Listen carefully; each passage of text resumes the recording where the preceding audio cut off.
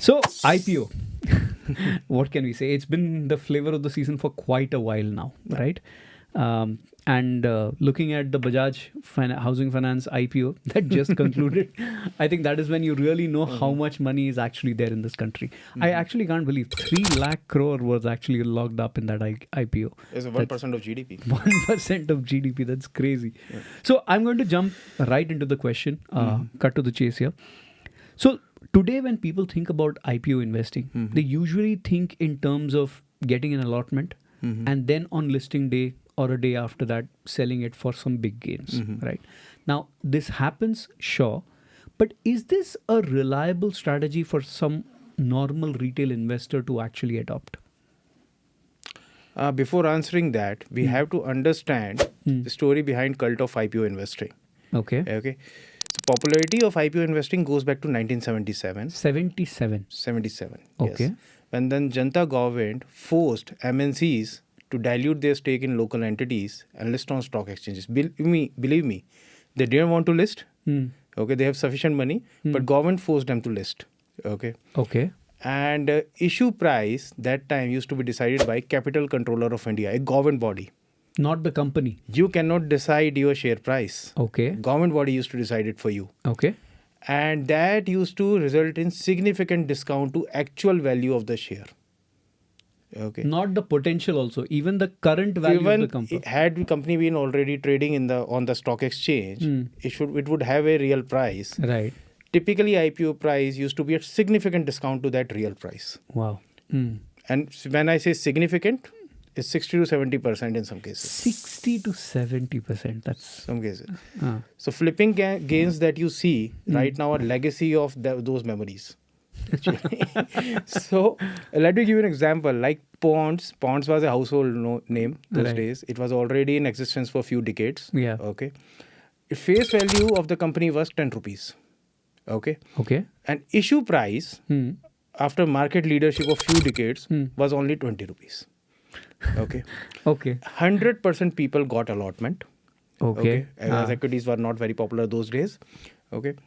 Stock price jumped to 100 rupees on listing day. Wow. Okay.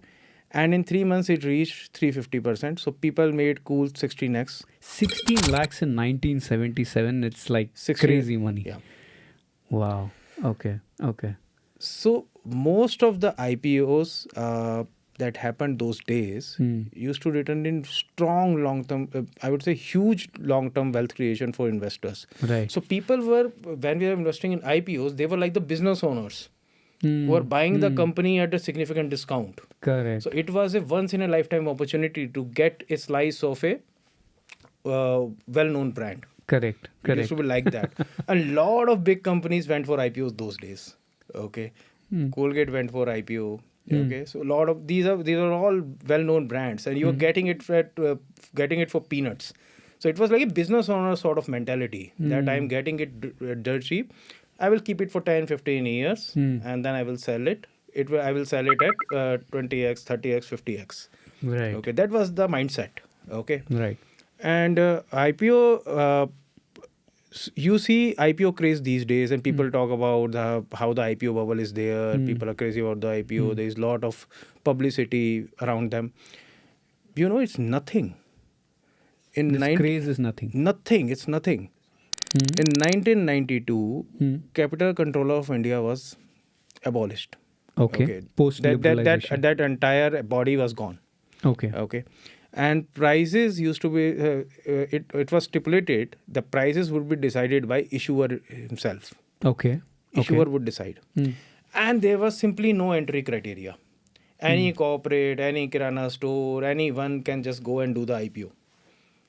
So it's like a complete swing. Because SEBI just came into being. Regulations were quite light at those days, during those days. They were just figuring out right way of market regulation, just figuring out. I think they were a non-statutory body at that time, if I remember correctly, when they just came in. No, in 1992 they got it was made through Parliament Act. So I think they had all the powers, but they were still figuring out. But this is a 180-degree shift. And there were 4,000 IPOs between 92 and 96. 4,000. In 4 4,000. years. 4 years. And lot of people lost money. Because anybody can go Anybody, for there were some crappy businesses coming, getting listed on exchanges. Okay. no eligibility criteria. No eligibility criteria is there, and even those crappy businesses were not available to discount. That used to be earlier available when Capital Controller of India was deciding the prices. So forget about the long-term returns. Even listing day returns were not there. So initial stages, because IPO is used to enjoy good reputation. Initial stages in 92 and 93, they used to be great returns. Okay, and people got really overconfident that every IPO gives returns. Gives returns, yeah. So people started to apply for IPOs in hordes. Okay, and a lot of crappy companies got listed there, which should not be there ideally in first place. So in 1977, you have a situation where even a market leader for a few decades is crazily undervalued. Undervalued, yeah. And in 1992, you get into a situation where even a Kirana store can go into an IPO. And they are also getting same flipping gains. Right. Okay, same flipping gains, and there was a tradition those days to hold the company for next 5-10 years because it was coming from the legacy of those Janta days. Correct. And so people used to hold the stock after that. Flipping gains, typically nobody used to book flipping gains. Flipping gains were not that popular. Right. Okay, and company used to get bankrupt after a few months. Okay. And then SEBI introduced a lot of regulations. Eventually, okay, there was a condition about the being profitable for last at least three out of last 5 years, with minimum profit of 15 crore has to be there. Also, earlier IPOs were all about retail investors. Okay, now 50% allocation has to be done to institutional investors. Okay, now institutional investors are big investors. They will not waste their money. That's smart money, right? That's smart money. So they will not invest in a crappy issue. They would go for a big issue. They will go for a good issue. Okay, and they have research power. They have research capabilities. Correct. Okay, they take seat on the board also. So it also improves the corporate governance. Okay, so basically, institutional investor is now taking the lead, and retail investor is just co-passenger. Benefiting from the good for a retail investor. Yeah, it's a good for retail investor because those institutional investors act as a good indicator of the quality of the issue. Okay. So the fraudulent IPOs that we saw in early 90s, in the mid 90s, they kind of disappeared. So right now, quality of issues are not bad. The main problem is the valuation. There are indices that were launched by BSE and NSE that track the performance of IPOs. So I looked at NSE IPO index that basically track the performance of last 100 IPOs on main board. Okay. Not on SME board, main board. Okay. In last 3 years, it has given 10% returns on annualized basis, while Nifty 50 has given 16%, Midcap has given around 19. Okay. On last 5-year basis, NSE IPO index has given 16% return, while Nifty 50 and Midcap index have given 20 to 25% on annualized basis.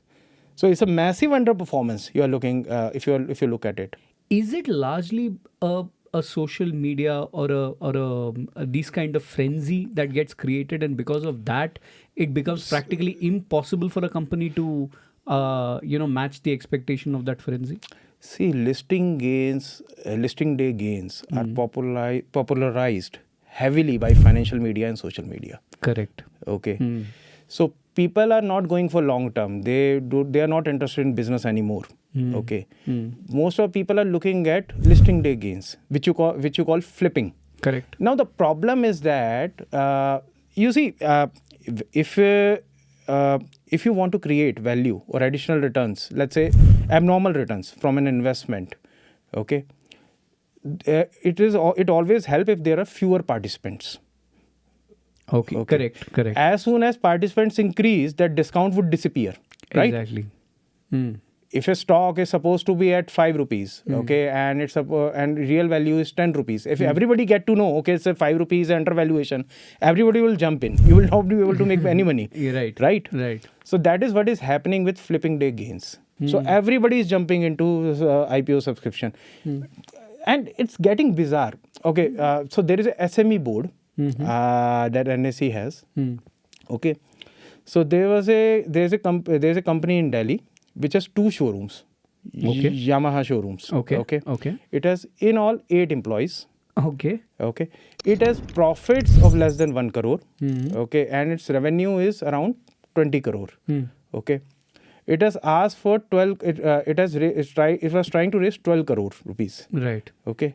It got bids for nearly 4,000 crore. Because people are so sure about that listing day gains would be there. Right. So there is no consideration for the quality, for the long-term potential of the business. Okay. So we have to be thankful that the guy was not asking for 4,000 crores. He could have got that. He could have easily gotten that. So in a way, this is like a strange thing, right? So companies are actually falling victim to the craze around the IPO. Or investors are falling victim. Yes, you can say that. And in the process, even genuine companies who are out there to kind of scale and grow, they are getting kind of penalized in this process. Would that be right to say? Let's understand that with the example of Zomato. Okay. Okay. So Zomato, when it got listed, let's say talk about early 2022, okay, it had a revenue of top line of around 4,000 crore. Right. Okay. And issue price was 76 and it was trading in the range of 130 to 140 that time. Okay. Okay. 1 year down the line, sales were around 8,000 crore. Increased. It literally doubled. Okay. And stock price went down to range of around 50, 60 below the issue price. It went down to 40 after that. Okay. It has made a low of 40. And sales kept increasing. In last financial year, it was around 12,000 crore, 13,000 Exactly. crore. Okay. So basically, it is a much better bet than at the time of IPO. If investor is considered, even if investor is considering, let's say 1 year back, okay, when it is around 40, okay, sales has doubled from the IPO from the levels we have seen at the time of IPO. Okay. So basically, it's a much better bet in terms of valuation, and it has also delivered on growth. Correct. Okay. But nobody was ready to touch it at that time because people have burnt their hands in IPO. Okay. So only the intelligent investors, okay, who are tracking the industry, who understand the nitty-gritty, they understood that it is going to be a turnaround story. Okay. Stock has given nearly 6 times returns since then. If today a person is now looking at the next upcoming IPO, okay, like you spoke about an intelligent investor, right? What should be the right mindset of such an investor when he or she looks at an upcoming IPO? See, you should avoid the IPO for 1 month for sure. No matter what. Let it play out completely. Okay. It would always be undervalued on the listing day. You would not get it at right valuation, whatever that is in your mind. Okay, let it play out completely. Okay, for next 1 or 2 months, 3 months. Normally in indices, standard indices, IPOs are not included for first 6 months. It's a standard rule. Oh, okay. To avoid the price related volatility. It's a pretty old rule. It's not today's rule. Okay. Wow. For 6 months, nobody include them. Nobody touch them till first 6 months. Okay. Let them play out, declare a few quarterly results, see if story holds. Right. Okay. So that's the most important thing to keep in mind. So IPO red herring prospectus is there. Okay. Documentations are there. The pitch PPTs are there. Go through them. Understand them and earmark them for the future. Right. Okay. That's the first thing. Even if you are participating in IPO, okay, issue prices are quite high. Okay, they're already reflecting the market valuations.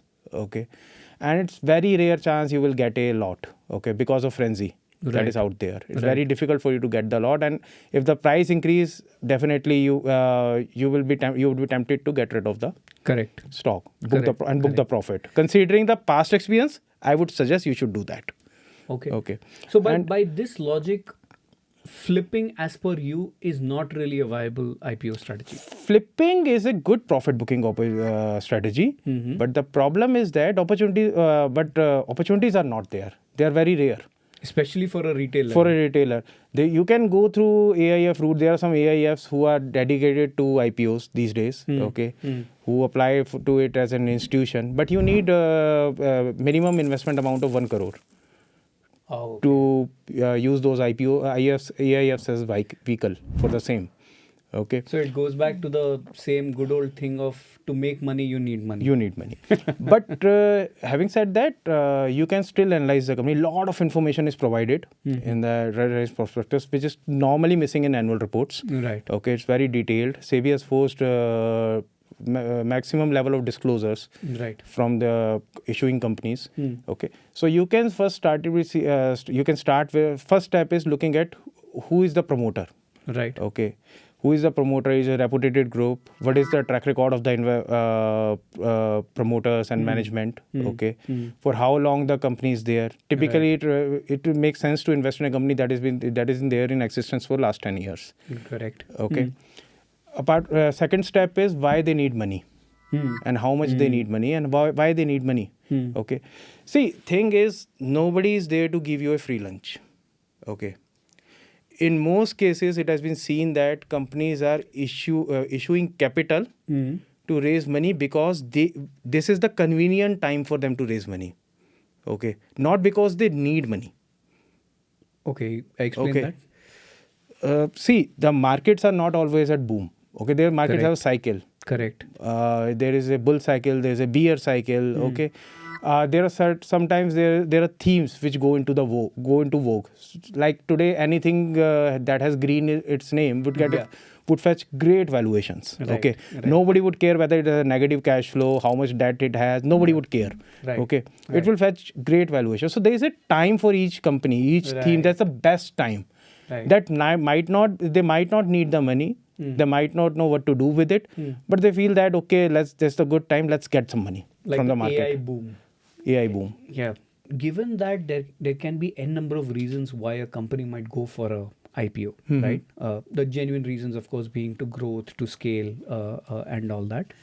But if an investor has to look for some watchouts, that these are the signs that the company is probably trying to raise money for some different purposes other than growth or scale, for which might make sense for you to hold on to that company for 5-10 years. What could be some of those watchouts that a normal investor should look out for? See, if the proceeds are used for debt repayment, Right. okay, that's a big red flag. Companies which are highly leveraged, okay, struggling to make interest payments, that's one big red flag. One more thing that should be looked into: what are the capital infusions that have been done in the past? Okay. Okay. So if so, there's a tendency, especially in new age companies. Okay. So to jack up the valuations in run up to IPO. Okay. Okay. See, for private when you look at the private companies and the VCs and PE firms who are doing the valuation rounds, funding rounds and everything, normally you see in the private market valuation goes up with time. Correct. Even if the company is has negative cash flows, loss making, valuations go up with the time. Okay, at every stage it goes up. Okay, it doesn't work that way in public market. Okay. So it's very easy to rig a private market to give an impression that valuations have risen significantly in last 2 years. Okay. And then we come to public market, you will definitely get a premium on the private market. Okay. Got. So you're saying that, just because a company is probably looking at an IPO, say a year, 2 years down the line, their last couple of rounds of fundraise, they would see significant inflation on the side of valuations. Okay. Like in case of Zomato, it has flagged out by many people, many experts, that their valuations have increased 3 times in last 1 year. Okay, by nearly 3 times in last 1 year. Now we are going for IPO again. Another 50% inflation on last round is there. Okay, right. It might be correct, might not be, but you should watch out for that, because you might be paying a lot for a stock which might be worth a lot less. Right. So these are some of the key watchouts that you're saying, like so. Then the main thing is valuations. Okay. So Indian equity market has already 5,000 listings, more than 5,000 listings now. It's increasing every day. Okay. Practically for every sector, there are peers which are available in the market. Okay. Some sectors were missing earlier, but thanks to IPO cycle in last 10 years, like insurance companies were not there. Right. Okay. Asset management companies were very rare and few which were there. Okay, so universe across different categories has expanded significantly. Okay, so you should always look out for valuations which are there. Okay, comparable peers. Okay, Right. there might be some X factor that due to which issue might command some premium over existing players. Okay, that might be case, but that premium should not be significant. Let me give you one example, like Indian Renewable Development Authority, IREDA, IREDA. It's quite popular stock as well. Right. Okay, it has given great returns since its IPO. But the problem is, it's a peer to PFC and REC, which are already listed. Correct. Okay. Now PFC and REC are trading at 8x PE. This stock is trading at 43x. Okay. They are trading at 5x PB, 4-5x PB. This is at around 12. Okay. And growth rates are also not significantly different. So okay. then how does that happen? So why their IREDA is getting a premium is because its loan book, the renewable energy loans, they form 59% of its loan book. So the green is the keyword. And people, anything green would get a significant premium. So now here, okay, I can understand the growth rate. Growth is there in the green energy. India is looking at net zero targets and everything. We are fine with that. Okay, but it really command a 300% premium. Correct. On an existing business. Okay. Right. So on PFC it's 12%. On net loan book, green loan book of PFC is still larger because overall loan book is larger. And I get that if the green energy transition take place, IREDA might benefit more from PFC than PFC. Right. I would say, but still, does it command a 300% higher premium? 4x trading at 4x price of PFC. Okay. Right. So these aspects need to be looked into. I am talking about a successful IPO. It has given great returns in last 1 year. I'm not saying it's a bad company or. But still, the valuation. But is pretty high. still, valuations is something that should be looked into.